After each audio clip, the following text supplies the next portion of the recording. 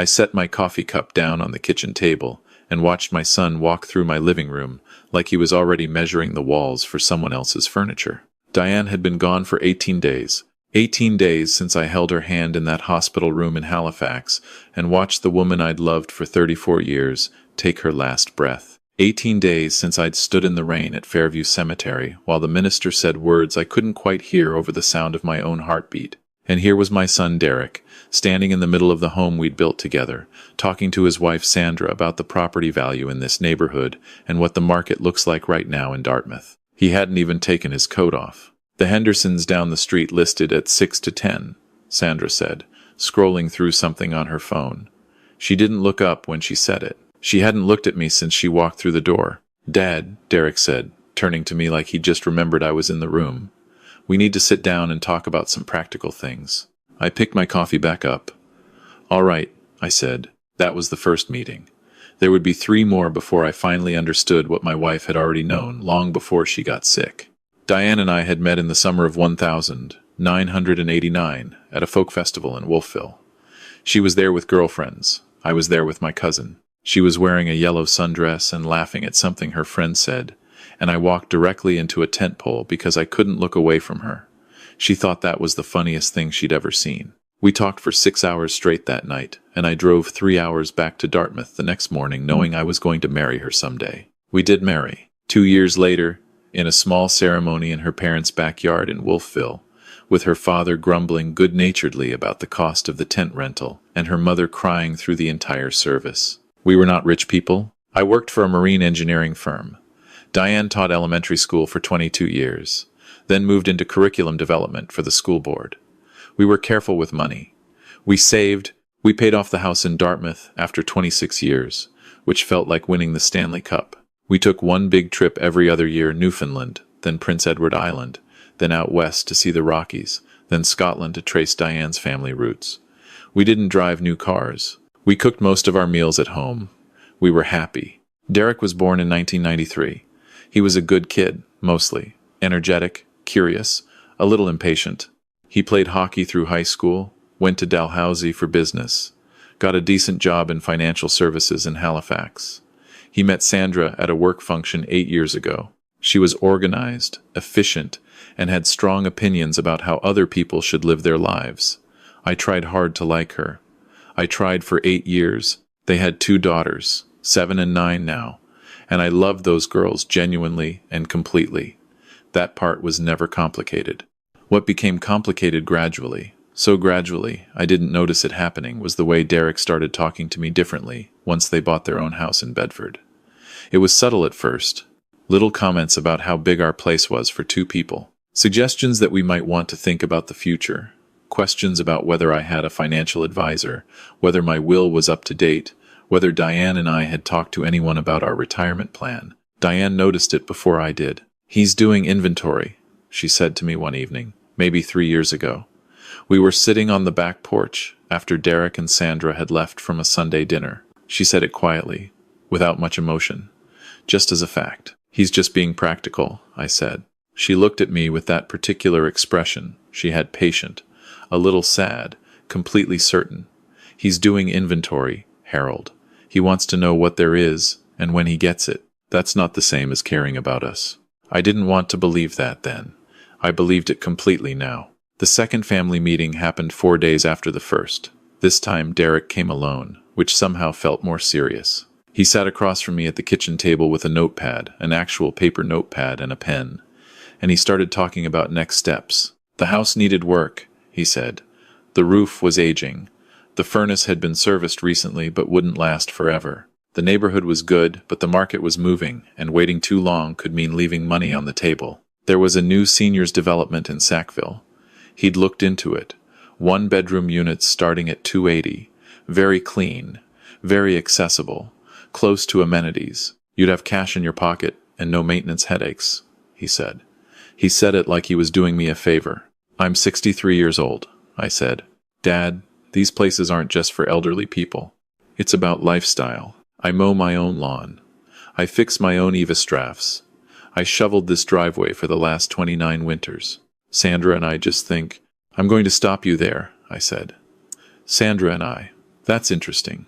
I wasn't aware Sandra had a role in deciding what I do with my home. Derek set his pen down. We're just trying to help. I know you think you are, I said. And I left it there. But it didn't stop. That was the thing I hadn't anticipated, how persistent it would become, how quickly the concern would drop away and leave only the urgency underneath. 2 weeks after that conversation, I came home from a walk to find Sandra's car in my driveway. I hadn't known she was coming. I let myself in through the side door and found her in the den, opening drawers. I stood in the doorway for a moment. "What are you doing?" I asked. She spun around. To her credit, she looked genuinely startled. "Harold, I didn't hear you come in. Derek asked me to pick up some documents." "What documents?" He thought there might be some insurance paperwork. "Sandra," I said, "you're in my home, going through my things, without asking me." She closed the drawer. "I should have called first. You're right. I'm sorry." She left quickly. I stood in the den for a long time after her car pulled out, looking at the drawer she'd been searching. I didn't know what she'd been looking for specifically. I had a feeling it didn't matter. The act itself was what mattered. The act itself told me everything. That evening I called my daughter-in-law's bluff and checked all 3 drawers in that desk. Nothing was missing. But something felt broken anyway, some assumption I'd been carrying about the basic decency of the people closest to me. I sat in my armchair, in the quiet house that still faintly smelled like Diane's hand cream, and I felt something settle into place inside me. Not anger exactly. Something colder and more useful than anger. I started thinking clearly. Here is something I hadn't told Derek, or Sandra, or anyone in the family, except my nephew Owen. 3 months before Diane was diagnosed, she had come to me one Sunday morning with a folder. She put it on the kitchen table and sat down across from me and said, "I need you to look at this with me." Inside the folder was information about a piece of property in Prince Edward Island. It was 11 acres in a rural area, outside Montague, in Kings County, the quieter eastern end of the island, away from the tourist crowds near Charlottetown. There was a house on it, a modest one. Red brick, built in the 1940s, renovated twice.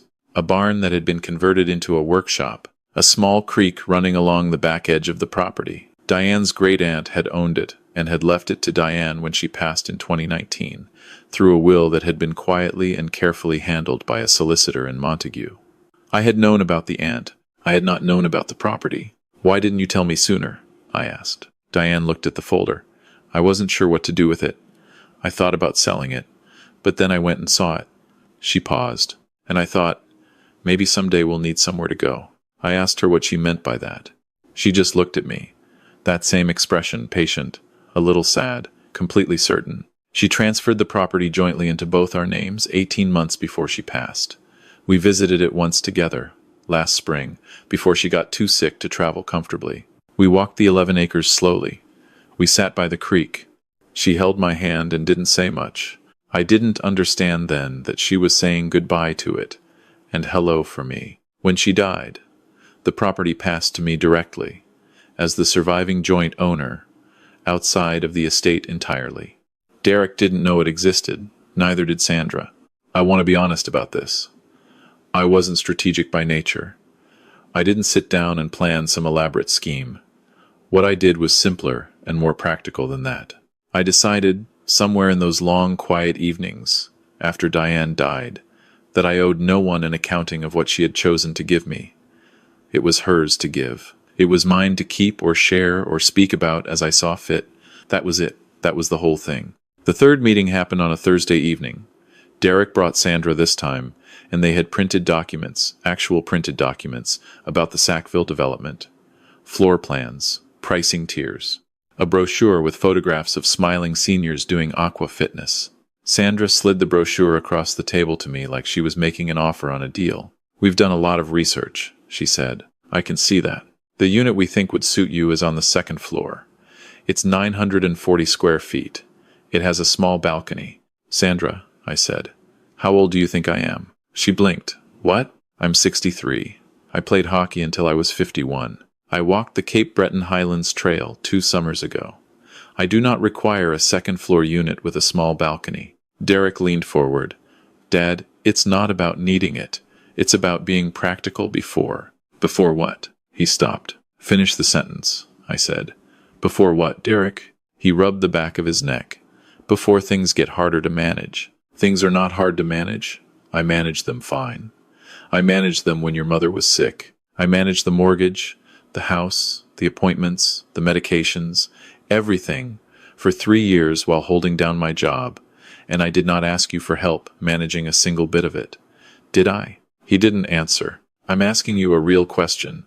Did I? No, he said quietly. No. So understand that when I say I'm fine, I'm telling you something accurate about my situation, not something I've told myself because I can't face reality. I'm telling you I'm fine because I am fine, and this house is not for sale, and this conversation is over. Sandra opened her mouth. This conversation, I said again, is over. They left. I washed the 2 mugs I'd set out. I hadn't offered them anything, hadn't even put the kettle on, which was, if I'm honest, the most Canadian way I knew to express that they were not particularly welcome, and I stood at the kitchen window, looking out at the backyard in the February dark. I thought about the property in Montague. I thought about the creek. I called Owen the next morning. Owen was my sister Margaret's son, 41 years old, a carpenter who lived in Antigonish with his wife Teresa and their teenage son. He was the kind of person who showed up. When Diane was sick, Owen drove down from Antigonish 6 times without being asked, just to help. He fixed the back fence. He replaced the hot water heater. He sat with Diane for 3 hours one afternoon while I went for a drive because I needed 20 minutes to be somewhere I couldn't hold everything together, and he never mentioned it afterward. I told Owen about Montague. There was a long pause on the phone. So Aunt Diane set this up, he said. She did. Another pause. She always was about 6 steps ahead of everyone. She was. I said. I asked Owen if he and Teresa would want to come with me to see the property in the spring, before I made any decisions. He said yes, before I finished the sentence. In March, I listed the Dartmouth house with a realtor I'd used once before, a straightforward woman named Bev, who didn't oversell things. We agreed on a price. We accepted an offer inside of 3 weeks, a young couple from Ontario, who were relocating for work, thrilled to be getting into the Halifax market. The closing was set for the end of May. I did not tell Derek. I know how that sounds. I want to explain it properly. I wasn't hiding it out of spite. I was protecting a decision that was mine to make, from interference I had already seen coming. Derek and Sandra had shown me what they would do with information. They would make it into a negotiation, a pressure campaign, a series of printed brochures slid across my kitchen table. I didn't need that. I needed to move in peace. The week before closing, I drove up to Montague alone. I spent 3 days at the property, staying in the house, learning the rooms and the sounds they made at night. I walked the 11 acres twice a day. I fixed a broken step on the back porch. I sat by the creek each evening until it got too cold. It rained on the 2nd day. I sat inside by the window with a cup of tea and watched the rain come down on the field, and I talked to Diane out loud. I'm not embarrassed about that. I told her I understood now. I told her thank you. Owen and Teresa came up on the weekend, before I took possession in Dartmouth. Owen walked the property slowly, the way a carpenter does, looking at things carefully. He got up on the barn roof and walked around up there for 15 minutes. He came down and said, "Bones are solid. Roof's got maybe 3 more years. I can help you with that."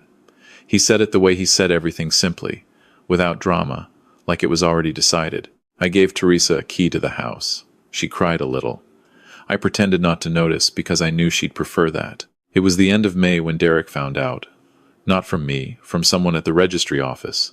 Apparently, some administrative process that flagged the sale. He called me on a Friday evening, and I could hear in his voice that he was working hard to stay controlled. "You sold the house," he said. I did, without telling me. It was my house, Derek. Dad. His voice tightened. "Where are you living? What did you do with the money?" "I'm living somewhere I'm very happy. The money is being handled responsibly." "That's not an answer." "It's the answer I'm giving." There was a silence. "Then, Sandra and I need to know you're okay. We need to know what's going on." "I'm okay. I'm better than I've been in a long time. That's all you need to know right now." He was quiet for a moment. Then he said, "Can I come and see you?" I had thought about this. I'd thought about it on long walks along the creek, in the evenings on the back porch, during the slow mornings, when the island fog sat low over the field. I thought about the boy who used to fall asleep against my shoulder during long drives. I thought about the man who'd brought a notepad to a meeting with his grieving father. I thought about how those two people were the same person and what that meant about forgiveness and what it meant about trust. You can come in the fall, I said, on your own, not with Sandra. And you come to visit your father, not to evaluate anything. He said he understood. I'm not sure he did, entirely. But he came in October, and he sat in the kitchen of the house in Montague, and he drank my coffee, and he was quieter than I'd seen him in years. We walked the property together. He looked at the creek for a long time without saying anything. Mom would have loved this, he finally said. She did love it, I said. She picked it. He looked at me. Something moved across his face that I couldn't quite name, not guilt exactly, but something adjacent to it. Something that understood there was a reckoning somewhere in the distance that we hadn't had yet. We didn't have it that day. Maybe we will someday. I'm not in a hurry. There is a woman named Patrice who farms the 10 acres directly north of my property. She grows garlic and heritage tomatoes and sells at the Montague Farmers Market. She is 67, widowed 6 years ago, and she has no patience for nonsense of any kind. She came over 3 days after I moved in, knocked on the door, handed me a jar of pickled garlic, and said, "You'll want to know, the road floods at the south end every spring. Welcome." Then she left. That was the beginning of what has become the most uncomplicated friendship I have had in my adult life. We have coffee on her porch on Tuesday and Thursday mornings. She doesn't ask me personal questions, and I don't ask her personal questions, and we talk about weather and farming and occasionally politics, and sometimes about the people we've lost and what that weight feels like over time. She laughs at unexpected things. Diane would have liked her immediately. I still talk to Diane sometimes, out by the creek, mostly, or in the early morning when the light comes in across the field a certain way. I tell her about Patrice. I tell her about the barn roof, which Owen came and reshingled in August, and about the heritage apple tree at the north edge of the property that turned out to have been there for over 80 years. I told her about Derek's visit in October. I told her I was finally sleeping through the night. Diane's great-aunt, the woman who first owned this land, had a saying that Diane mentioned to me once years ago, and that I've thought about many times since. She said, "The best gift you can give someone is a soft place to land when the world turns hard." That is what Diane did for me. Not the property itself. The property is just land and a house and a leaky barn roof. What she gave me was a way out of a situation she could see coming before I could see it myself. She loved me specifically enough to plan for my particular kind of vulnerability. I have thought a great deal, in my quieter evenings on the island, about what the difference is between a family that looks after each other and a family that looks after what they expect to receive. They can look identical from the outside for a long time. The difference only becomes visible under pressure when someone is grieving, when someone is vulnerable, when the normal social contracts that hold behavior in check are loosened by circumstance. Derek and Sandra showed me the difference in those 3 meetings and in a drawer that should not have been opened. I don't say this with bitterness. I want to be clear about that. Bitterness would require me to spend energy I no longer have on grievances that are, in the end, ordinary human failings. People convince themselves that wanting something is the same as deserving it. People confuse proximity with entitlement. People are frightened by their own aging parents because aging is a reminder of things we'd rather not think about, and sometimes that fear comes out sideways, as control, as urgency, as a printed brochure with photographs of smiling seniors doing aqua fitness. I understand all of that. I do not excuse it, but I understand it. What I would want to say to anyone in the early, raw weeks after losing a partner, when the people around you start making plans, is this: your life is not an estate to be managed. Your grief is not an administrative problem. Your home is yours until you choose otherwise. Any decision that must be made urgently, that cannot wait for you to be ready, that requires your signature before you've had time to think clearly, that is not someone helping you. That is someone helping themselves. Take your time. Make no decisions under pressure, and if someone is doing inventory, you are allowed to notice. I am 63 years old. I live 11 acres in PEI with a barn that needed a new roof and an apple tree that's been here 80 years longer than I have. I have coffee with my neighbor Patrice on Tuesday and Thursday mornings. My nephew Owen is coming at Christmas with his wife and their son, and they're staying for a week, and I've already ordered a proper ham from the butcher in Montague because Diane always said a good Christmas required a proper ham. I have my mornings and my evenings and my creek and my quiet.